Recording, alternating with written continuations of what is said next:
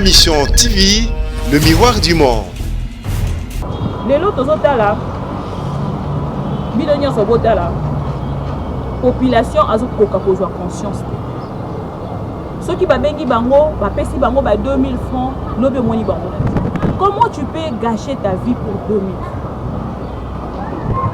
Dans la police, le général a télémi à lobby, plus de marche.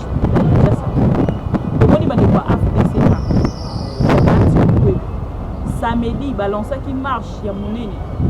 On a batambola, on a poste ministériel na bango. Oh, bango va pour réclamer, on a quota na bango pour réclamer. Donc constater, balancer marche. Tout ça, et ça qu'on avait intérêt. Ne comment ka bengi biso. Alors bi mama bibi.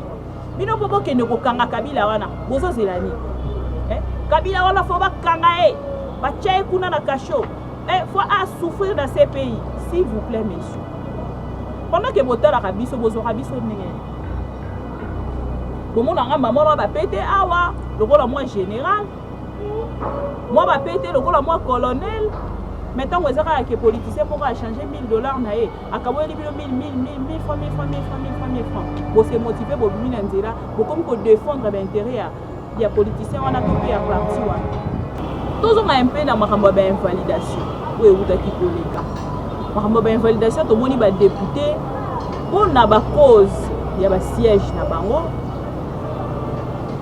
Soit disant, bazala wana pour na peuple, ba kende kola na cour constitutionnelle. Ba kende kola na cour constitutionnelle. Ba cause population, ba meni population, ba bimisi population, ba ke kola na cour constitutionnelle. Pour la nini RDC pour avancer autrement. Daniel Safou, il va sortir de son silence l'un de ces 4 matins. Akoya n'a pas accord. Je ne sais pas ce qui n'a pas screené en haut. Ce qui n'a pas papier parce qu'il y a lobby à Sali n'a pas accord. Tout à l'année qu'on a vu sur mon corps, il y a journaliste à Télémi à lobby. Je suis désolé. Zogi sa facture Yasnel. Combien de personnes babima qui n'a pas la balle? Mais c'est pour l'intérêt de la population. Donc l'un de ces 4 matins déjà gouvernement Zali Kobima, biso to Kenina mi kona biso na FDC. Tokotala, kona minute on nenge to Zali Koloba. Est-ce que ba tu nous quoi pour kozala lisu sous une exigence par rapport ya ndenge alinga ki azala nango tango bazala qui peut-être en bon terme na ndeko Kabila Kabani. Aujourd'hui pour vos intérêts, vous envoyez la population pour réunir ba jeunes. Les jeunes vont prendre conscience. Merci beaucoup Nandeko ministre Sylvestre. Nous avons conscientiser un peu le peuple congolais ou le jeune, la jeunesse. Nous avons conscientiser les gens. Tout à l'heure, lipa automane kosoma na 200 francs. Ils qui munene ceux qui vont morali yango atondi. Mais le lo lipe kondi, lipe komi mukie, mais ça kana prix wana. Population abimi libanda te. Toke na point 3, bande kona biso ya Beni. Bande kona biso ya Ituri, bande kona biso ya ba province wana nyonso ezi ba problème na ba Ebola makambo nyonso bango kaka kuna ne ba souffraka na yango. Entre temps richesse ezali na bangoka. Est-ce que tu moni combien de politiciens ba telemi ba ki kolala liboso ya palais du peuple to pe bala la liboso ya palais présidentiel pour la rekende ko réclamer solution ezo makuna bande kona biso batika ko kufa. Tosali ba marche. Les lots va apprendre à la population que na ndenge to souffrir na tonya so tozui et bonga ki to la coalition pote to so pouvoir on a kimia na bosolo nyonso de Kabila vanda pe na kimia na ngambo na ye a protéger pe ba intérêt na ye to tika ina ba intérêt na ye biso pe koto yo to sangana na ye pote to gérer mo.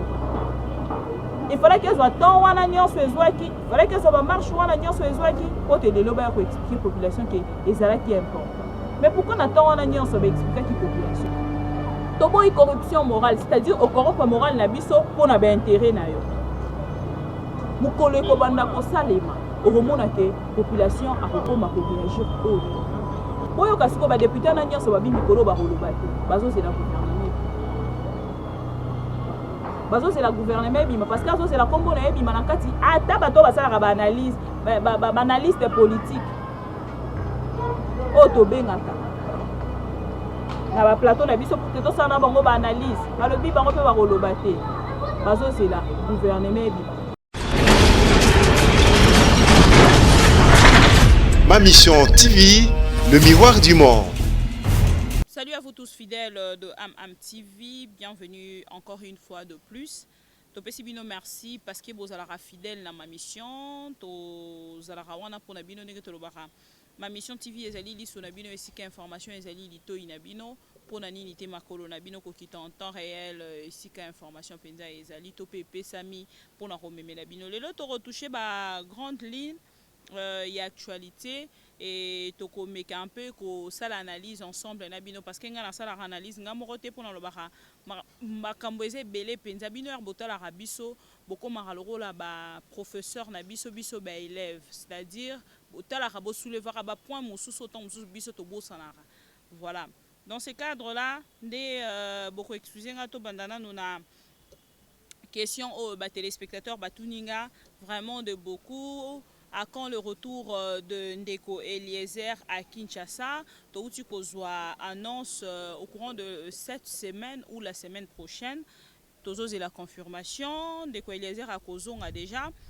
Et ma mission TV quand on est Sarabino Tozali Sonabino et que information ezalito inabino pour naninité makolo nabino donc toko quitte en temps réel mokolo y arrivé un Ndeko Eliezer soki tokozala bien sûr informé en amont toko quitte en a pour na tozo labino ba image ndenge ni yazongi bozana besoin boye ba vous avez même besoin d'une petite photo seulement ataka ya boye pour na botala soki akondi aye munene il est en bonne santé il est comment est-ce qu'il est déjà en mesure de parler.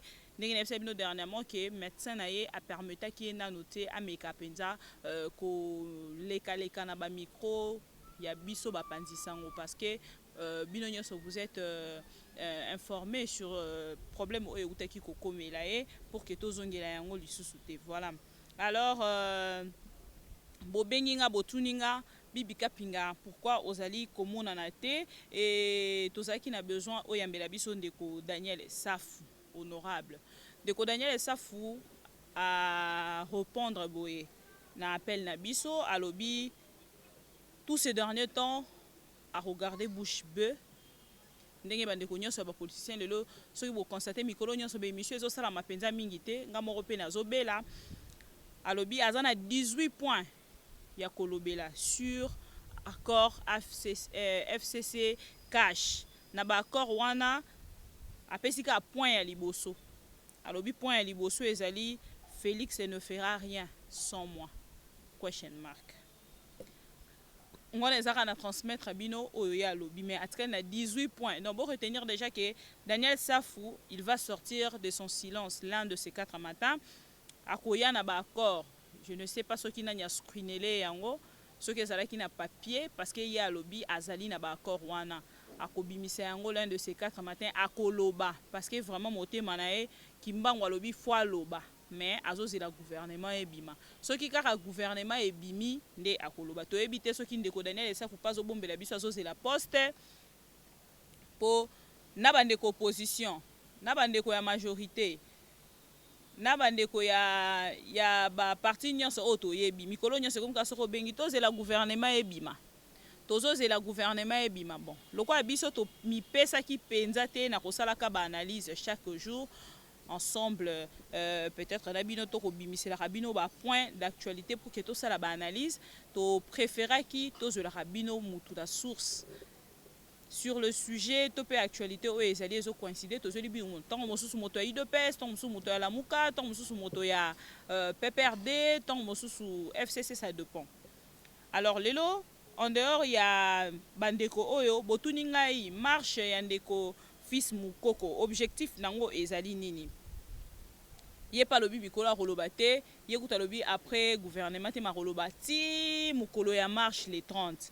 Alors akendaki déjà kosala dépôt na ye na hôtel de ville to éviter ce que ça zui repense malobi marche wana ezali pour la bonne gouvernance et bazoloba non au ministre voleur au bailleur à juste kozombongo ya l'état pour la kotia na ba poche na bango pour na ba compte na bango moko propre. Alors celle muto to tikali ne o azo meka un peu ko répondre na ba question na biso ezali honorable Mike Mukebai ye au moins tomoni azali kozela gouvernement ebima te po ye moko déjà lobby alemba makamba kozela gouvernement ebima eumeli ye azozelaka mona ngo ebimi déjà il n'attend plus.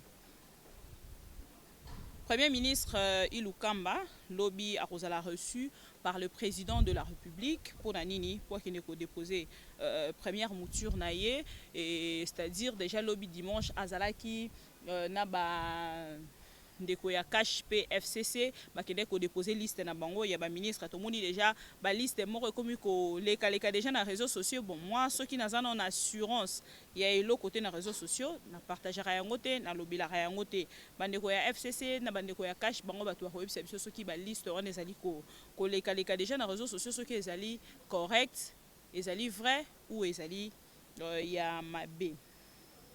D'ici le 15 août baza ko annoncer biso déjà session spéciale pour l'installation ya gouvernement Ilukamba oyo ya Sylvestre ndeko Sylvestre oyo biso nyoso yebi premier ministre actuel akokota en fonction to pe lobby après lobby tozozela ba installer gouvernement déjà session spéciale bazali ko annoncer ngo pour le 15 août sauf imprévu.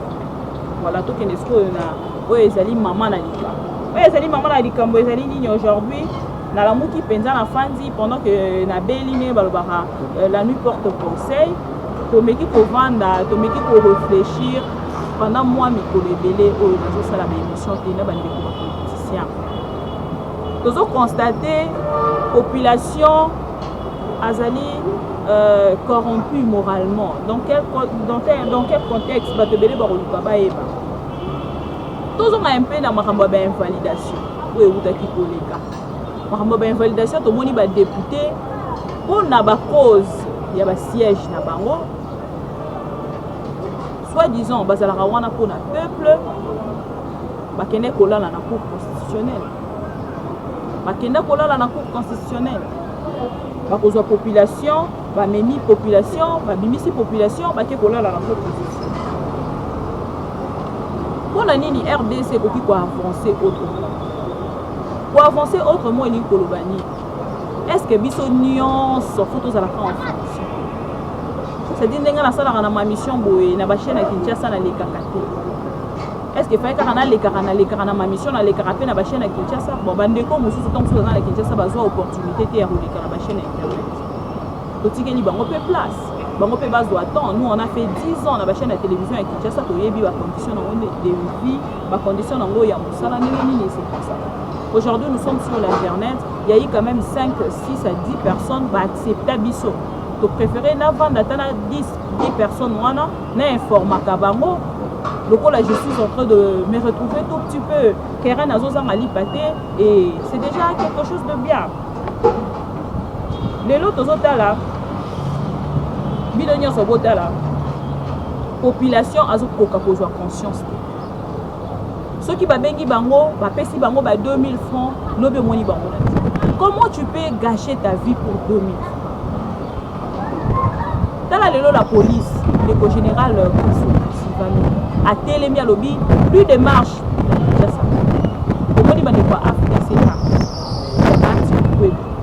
Samedi, balance qui marche, il y a mon nez. Pour na batambola, pour na ba poste ministériel na bango.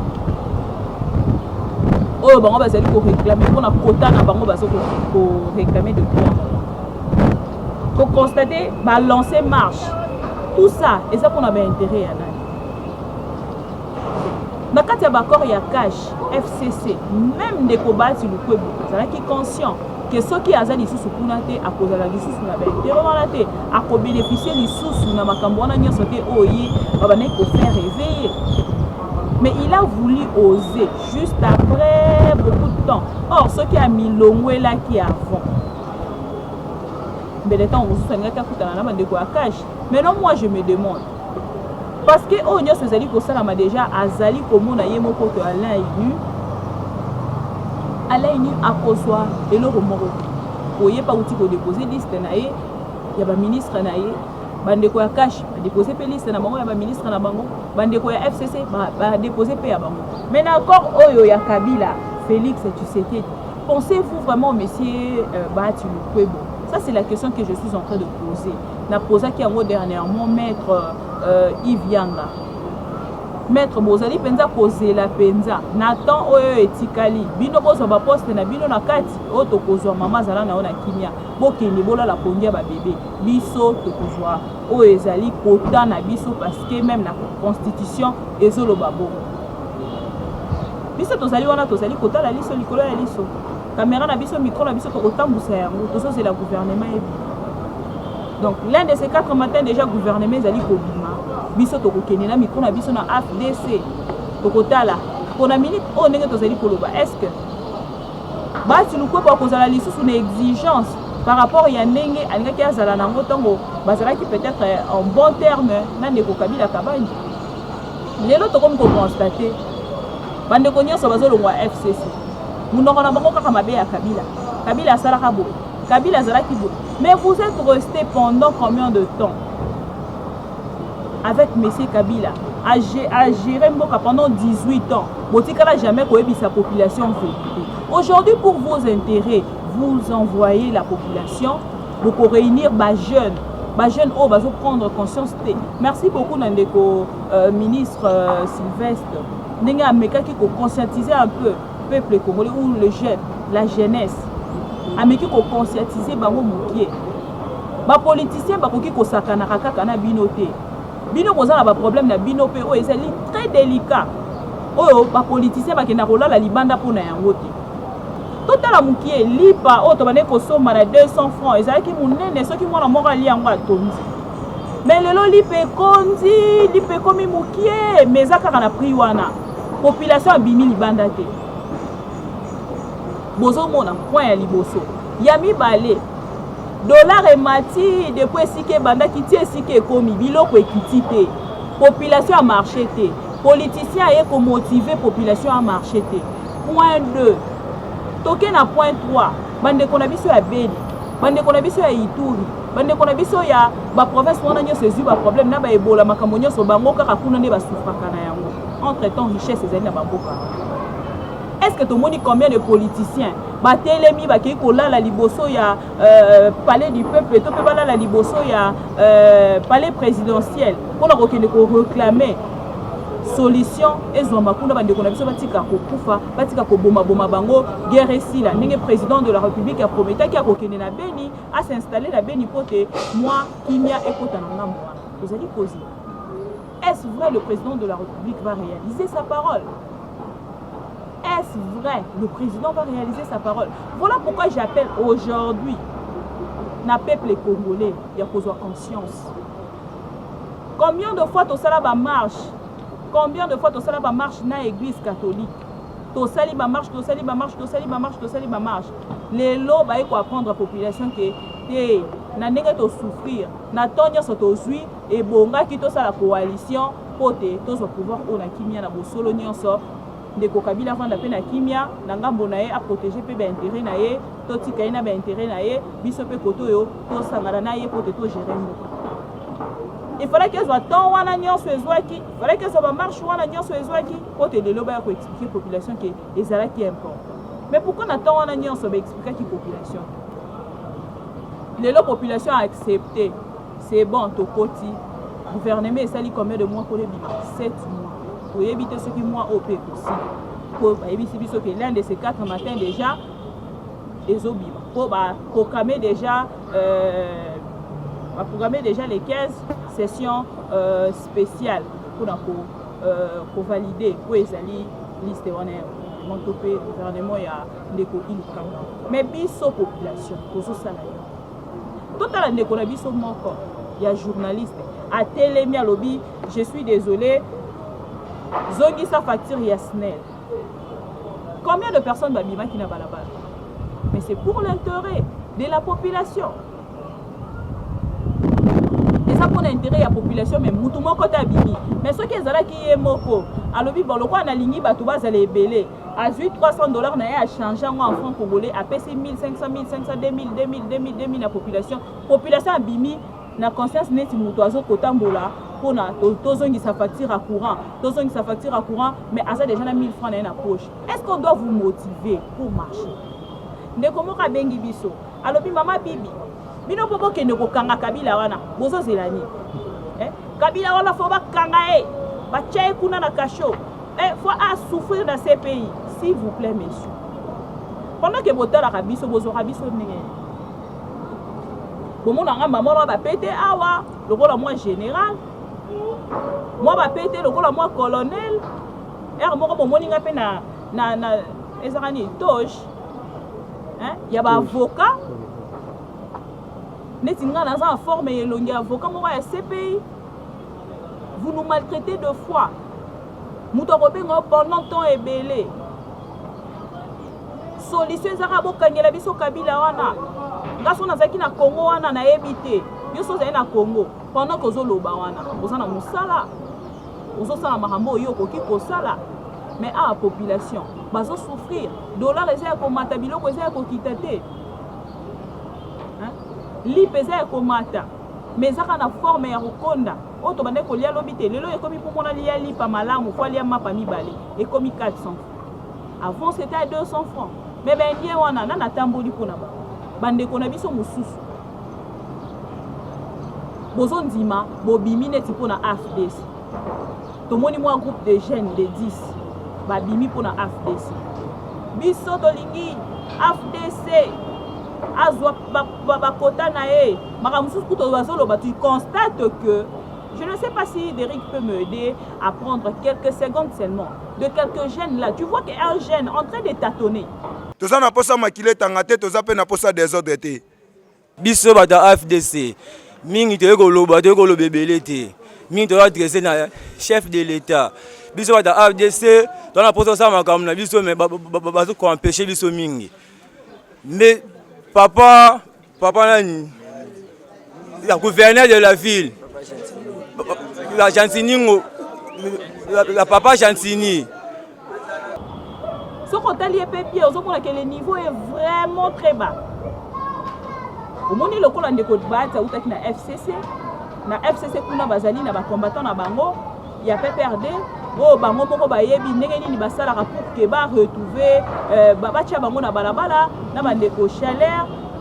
Basala nini pote bapesa bango tomona ki moko auti kolongwa akomi koloba la vérité o biso bapesa biso bambongo pour que to marché makambo ebele makambo kilito mais pendant que bapesa bino wana pourquoi vous bandez ko dénoncer ozomona ke peuple congolais azali ko accompagner o ezali mabe o ezali ko kwesa mboka makambo ya mabe ole ko dévoiler yango na misu ya bato nyonso on s'organiser te omoni bokomi ata 4-5 jeunes bon bino pe bo organiser marche na ndenge na biso to boyi corruption morale par exemple to boyi corruption morale c'est-à-dire au corrompre morale na biso pona ba intérêt na yo mukolo ekobanda kosalema okomona ke population akokoma ko réagir population congolaise mukolo kozwa conscience wana te faut qu'un leader moko za liboso na biso pour que biso to bimana balabala lipe mati botelemi bino nyonso liboso ya ba société ya mapa wana boke ko revendiquer président pas côté la lobby population nanga a commis la conscience dollar et mati bino nyonso bokei liboso ya ba bureau d'échange bokei ko marché bon marché kaka bo bino moko bosali itinéraire bon marché bon revendiquer. Je vous ai donné l'autre fois l'exemple de ces chauffeurs oyo autaki ko kufa tiki famille na e to mona ba chauffeur ba revendiquer kaka na ba micro na biso soko opposé à ta réaction à lobby mususu ba atenga na lingaka caméra te mais na sima caméra bango makamba sali biso na bango to continue guerre boyena boye. Ce n'est pas ça la solution. Solution est ko lakisa batu bo gréver bo pesi pe passe na population jour na population ça ça l'informer que chauffeur moko akufaki la police l'un de policiers ya Kinshasa abomaki yango lelo ba chauffeur ba salité mais ndeko na bino wana akufa bino ba chauffeur bo continuer ko sala ti mokolo lelo bozo luka kaka mbongo bongo bo sana ngoni tant que bozo continuer ko luka kaka c'est que non bo comité mais pour gréver juste un jour pour na ba avantage o ezali ya bino ya musala na bino ko sala yango bo sala yango te mais pourquoi Borolanda ba député pour na baké kolala. Oyo kasiko ba député na nyonso ba bimi kolo ba koloba te. Bazo c'est dans gouvernement. bazo c'est la gouvernement ebima parce que azo c'est la combo na ebima na kati ata bato basala ba analyse ba analyste politique o to bengaka na ba plateau na biso pour que to sana bango ba analyse balobi bango pe ba koloba te bazo c'est la gouvernement ebima mutu nyonso akomika tozo c'est la gouvernement ebima tozo c'est la gouvernement ebima est-ce que batona nyonso bakokende kosala na kati bakozwa baposte na kati ya 65 membres wana question mark mais c'est ndoko benga mama question donc ne sigo na niveau ya bato balingi koyede président na ba discours nyonso ya bandeko ya FDC nazo boma bandeko ya FDC te mais nazo talisa bandeko ya FDC balobi bango balingi ba accompagner président de la République question oyo nazali kotuna ngona bato nyonso bazali ko la est-ce que le lot pour que toi accompagner le président de la République biso nyonso poto luka ba poste question on a lelo FDC a accompagné le président de la République faut aluka ba poste question lelo l'opposition la muka ande konapisa l'opposition la muka ndenge ndeko maki ke ba bobenga biso opposition républicaine bobenga biso opposition démocratique ce qui il y a démocratie bobenga biso ce qui opposition ni nyonso la bakomo nyonso bobenga tozali ba opposant ndeko bati bukobe ko koma opposant na ndenge na yo to pour rejoindre bandeko ya la muka soki bandeko la muka ba se sentir na bango à l'aise te pour ko bakisa moko lokola ndeko ya opposition wa uti na kati ya FCC okokipe kokoma opposant au misali pe au s'imposer na kati ya gouvernement par rapport à injustice tant sous ça mi na ngambo na yo na oyo zalaki ko s'attendre mais ozomona que tozo sala nyonso toza ko bunda na balolenge nyonso mais ali penza ko komate population faut avoir conscience population faut avoir conscience tomoni kuna na ngambo bandeko ya ensemble na ensemble kuna toyoki Moïse Katumbi alingi akomisa yango parti politique mais bandeko oyo ya envol baboyi balobi nini bango bazali kopesa ye penza conseil okopesa mutu conseil na mbongo na ye moko ya poche atali asali na baparamètre nyonso asali analyse asali différence na ntango otongo mosusu alingaki asala parti na ndenge asalaki plateforme alobi lelo asala parti politique bino bokotelemela mpona nini bozomona ke moto na moto yaka pembeni ya moto na baintere ndeko bati lukwebo soki akokoma opposant akos'impose na kati ya coalition oyo ekozala mpe ntango mosusu avantage mokie mpona coalition ezwa marche mosusu par rapport ntango mosusu ya oyo bato bazalaki kokanisa bandeko ya lamuka mpe ndenge bazali kuna na kati soki bakotikala souple mpona komarche ntango mosusu kos'impose contre makambo oyo nyonso ntango mosusu okosala malobi ya mabe na kati ya coalition oyo ekosunga mpe président de la république eli koloba kaka te ke moto nyonso fo azala na kati ya gouvernement po te asunga président de la république otika kokosa population akomi na mwa mayele mokie nde yango nazosenga population tomonaki ndeko moko ya journaliste ndeko kombo ezokima ndeko sango tozongisa bafacture ya courant mpona tozosalela yango te mais tozofu population atamboli te ndenge nauti koleka population marché te atamboli ye moko soki na 5-10 personnes je me rappelle plus l'un de ces cas comme maintenant tomeka totia ye micro tomeka mpe koyoka point de vue na ye population atamboli te mais soki obimisi $200 na yo opandi yango na franc congolais opesi congolais atamboli na nzela avec une grande motivation ya 1500 francs na ye aza nango na poche avec une grande motivation ya 2000 francs azali na ye ezosala pasi mais komona bango kuna bazali ko biso awa makambo ezomarche te banzela eza bien te mais bomoni banzela eza bien te orevendique dollar emati borevendique carburant emati borevendique yango nde ezali badroit na bino oyo ke soki botamboli na nzela ata gouverneur ya ville akomona ndenge nini ya kopekisa bino te mpo ezali bonne cause bozomarche mpona bonne cause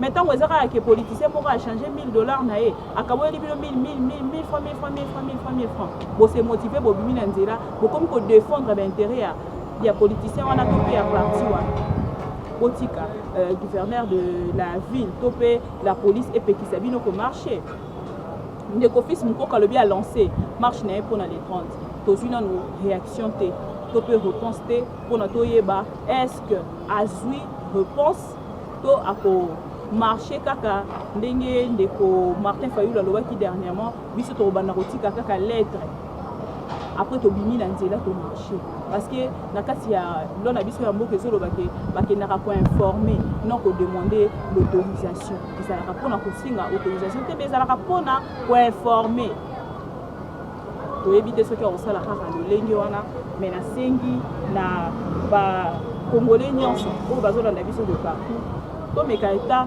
kose réunir ndenge tomonaki badepute bakendaki kolala mpona basiège na bango na cour constitutionnelle bosangani mpe bongo po tolala ta libanda totambola ta mpona oyo ezali cause ya bandeko na biso bazokufa na Ituri na Beni to mpe mpona maladi oyo ebola evandela kaka Congo RDC. Est-ce que ezali na intérêt ya ba ONG comme j'ai suivi l'autre fois sur une chaîne étrangère bazolobelango est-ce que ezali cop moko te oyo esalama quelque part kaka mpona point wana ezalaka na ebolebole esilaka. Voilà un peu oyo nalingaki nayebisa bino mpona mokolo ya lelo. Je pense que s'il faut répéter mokie oyo ezalaki baquestion na bino botunaki mpe torépondre à bino sur retour ya ndeko Eliezer toyebisi bino ke touti koapprendre azali en bonne santé déjà bosengi soki tokoki kopartage photo moko te en temps réel, c'est-à-dire tozwi lelo kopartage lelo wana tosali demande na ndeko Eliezer soki azolanda biso population to mpe baabonné ya ma mission TV baza na besoin bayeba santé na ye actuelle baza na besoin bayeba soki bakoki komona photo na ye moko te en temps réel mpona azali député na bango molobeli na bango bavotaki ye makambo kiliki mpona kaka totikala mokie na point ya makambo ya ndeko Eliezer soki bapoliticien na biso bazali kotravaille to mpe kofonctionner mpona bonne cause ya mboka mpona kosoutenir le président de la République idée na nga ekoki kodéranger idée na ye na nini idée na yo ekoki kodéranger idée ya wana kuna na nini bokomi kotia na bapoison bokomi kobomana mpona ye olingi ozala wana ye azala te étouffement makambo kiliki ezosala malamu mingi te tomonaki mpe marche ya bandeko bainvalide ya PPRD ndeko lui d'or na bandeko mosusu bakei bongo korevendiquer na moment oyo biso kozali kozala gouvernement ebima mpona nini distraction ekoki kotikala ntina moment oyo na mitu ya peuple congolais pourquoi badéputé congolais to mpe bapoliticien congolais bakoki kotikala kaka kotia population na kati ya distraction ya niveau wana na moment oyo tozali kozela gouvernement ebima mais tozoyoka kuna na bandeko ya PPRD bazali korevendiquer nde na minute oyo ezali basiège na bango alors ça dérange un peu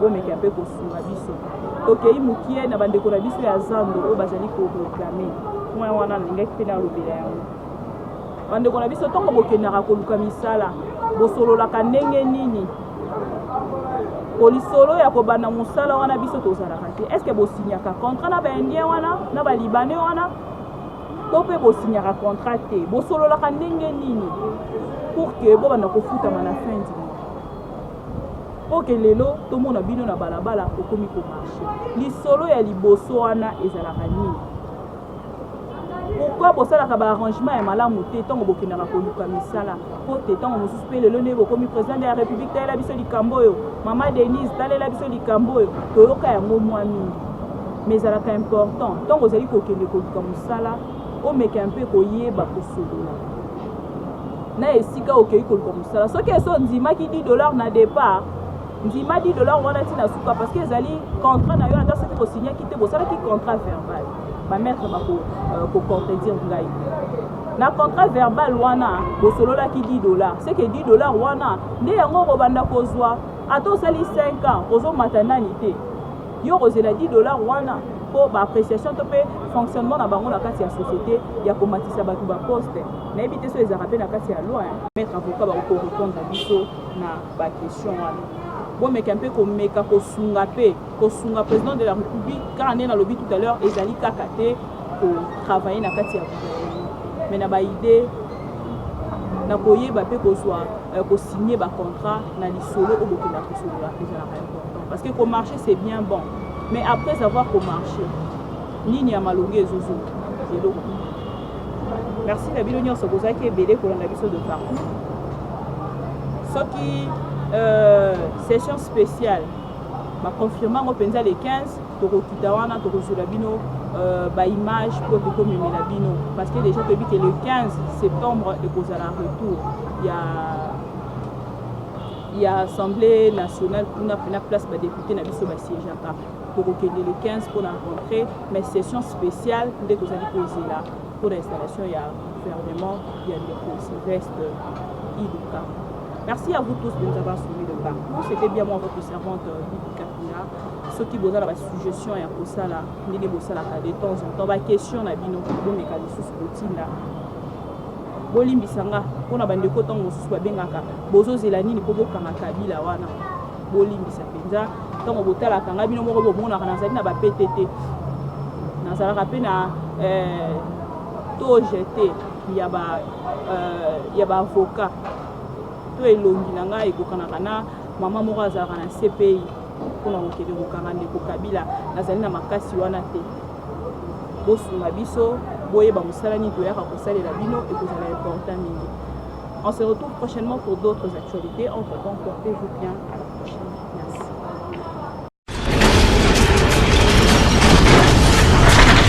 Ma Mission TV, le miroir du monde.